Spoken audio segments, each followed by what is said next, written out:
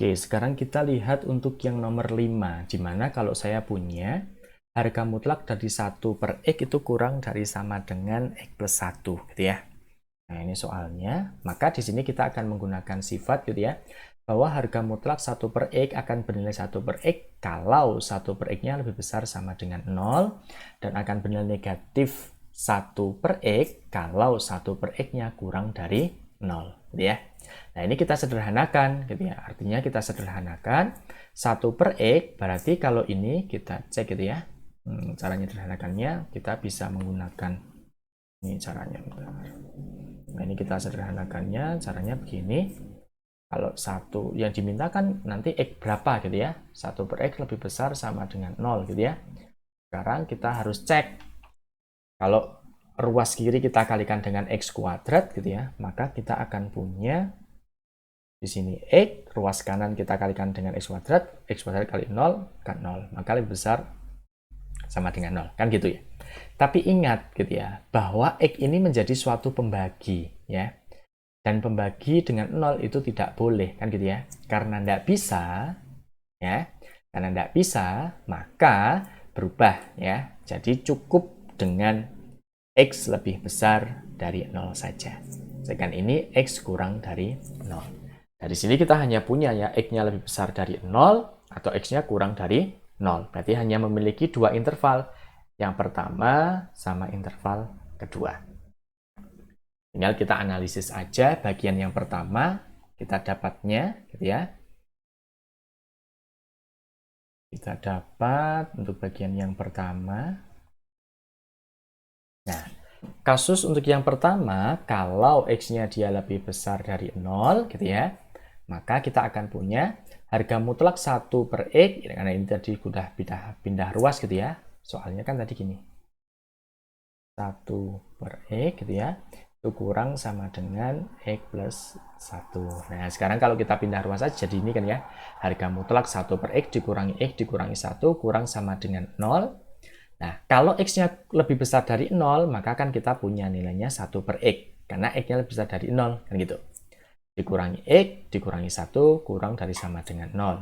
Maka ini kita samakan penyebut, kita punya 1 dikurangi X kuadrat dikurangi X, dibagi X kurang dari sama dengan 0. Gitu ya.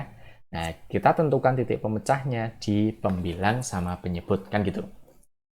Dimana kalau kita tahu bahwa untuk pembilangnya, negatif X kuadrat dikurangi X ditambah 1 itu memiliki akar-akar kalau kita menggunakan rumus ABC ya, yaitu X12 artinya negatif B ditambah akar dari B kuadrat dikurangi 4AC dibagi 2A, maka B-nya berapa? B-nya itu kan negatif 1, maka kalau kita punya negatif 1 berarti 1 plus minus akar dari ini diskriminan, berarti B kuadrat min 4AC berarti negatif 1 kuadrat dikurangi 4 dikalikan negatif 1 dikalikan 1 berarti kan akar 5 dibagi 2A. 2 dikalikan A-nya negatif 1.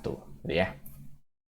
Maka kita punya di sini akan ada dua nilai. Yang satu yaitu 1 ditambah akar 5 dibagi negatif 2. Yang satunya ada 1 dikurangi akar 5 dibagi negatif 2. Kalau kita sederhanakan kan bagian ini menjadi negatif 1 gitu ya, dikurangi akar 5 dibagi 2. Berarti berada di sebelah kiri, sedangkan bagian ini akan menjadi negatif 1 ditambah akar 5 dibagi 2. Nah, maka kita akan punya di sini. Nah, kalau persamaannya berupa persamaan kuadrat, kita akan cek daerah negatif positifnya kan gitu ya. Cek aja mau berapa.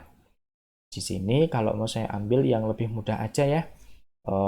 Kalau negatif 1 ditambah, kalau akar 5 saja itu kan perkiraan 2 ya. Sekitar 2 lebih ya. Mengambil aja yang lebih besar ya. Saya ngambilnya mungkin sebelah sini ya. Sebelah sini misalkan saya ngambil di sebelah sini yaitu 4 gitu ya.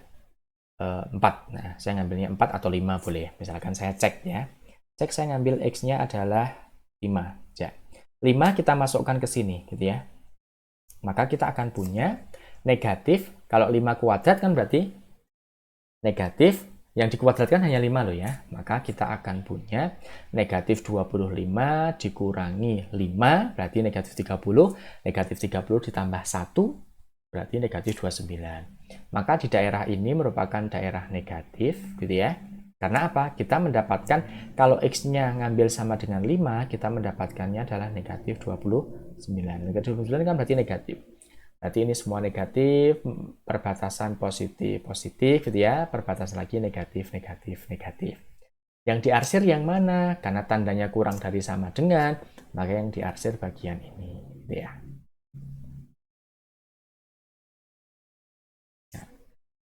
Nah, di sini mungkin ada pertanyaan gitu ya. Lah, X-nya ini kan penyebut, terus jadi titik pemecahnya apa? Nggak ada, karena apa? Kalau sampai 0 gitu ya, maka kan malah hancur ya. Nggak bisa, kayak gitu. Nah, sehingga kita akan bisa ngecek gitu bahwa bagian di sini untuk himpunan penyelesaian untuk kasus yang pertama, maka irisan darinya ini kalau kita iris dengan ini, kalau kita iris dengan ini gitu ya. Ternyata irisannya kita mendapatkan negatif 1 plus akar 5 dibagi 2 sampai positif tak terhingga. Ini adalah hasil irisannya. Nah, kemudian kalau untuk kasus yang X-nya kurang dari 0, maka kita punya negatif 1 per X dikurangi X dikurangi 1, kurang dari sama dengan 0, gitu ya. Maka negatif 1, negatif X kuadrat, kurangi 1, dibagi dengan X, kurang dari sama dengan 0. Ternyata negatif X kuadrat dikurangi X dikurangi 1 itu definite positif. Artinya definite positif itu kita cek aja, diskriminannya berarti dia kurang dari 0. Kalau kurang dari 0 berarti selalu bernilai positif. Kalau bernilai positif berarti tidak masalah ya. Artinya tidak mempengaruhi. Jadi di sini untuk bagian yang kedua tidak mempengaruhi untuk bagian yang pertama. Jadi solusinya hanya satu. Siapa dia? Nah, ini solusinya. Negatif 1 plus akar 5 dibagi 2 sampai positif tak terhingga. Itu merupakan solusinya. Oke, sekarang kita lihat untuk nomor 6. Kalau kita bisa melihat untuk nomor 6, bahwa kita punya harga mutlak dari 2X ditambah 3 lebih besar sama dengan harga mutlak dari 4X plus 5. Ini sama ya, menggunakan sifat yang ini, harga mutlak X lebih besar sama dengan harga mutlak Y, itu akan ekuivalen gitu ya, dengan X kuadrat lebih besar dari sama dengan Y kuadrat. Terus kita berubah aja, X kuadrat dikurangi Y kuadrat lebih besar sama dengan 0, maka kita akan punya X plus Y gitu ya, sama X dikurangi Y, dia lebih besar sama dengan 0. Nah, lebih besar sama dengan 0. Nah, kita akan punya ini ya, seperti biasa, dioperasikan seperti biasa saja. Ini X-nya, ini Y, ini X, ini Y, gitu ya. Maka kita akan punya 6X plus 8, negatif 2X dikurangi 2, lebih sama 0. Titik pemecahnya berapa? Kita akan punya. Berarti kalau titik pemecah bagian ini akan menghasilkan negatif 4/3, bagiannya adalah negatif 1. Nah, sekarang kita akan ngecek gitu ya. Nah, karena ada dua, negatif 4/3 sama negatif 1, gitu. Cek mau berapa?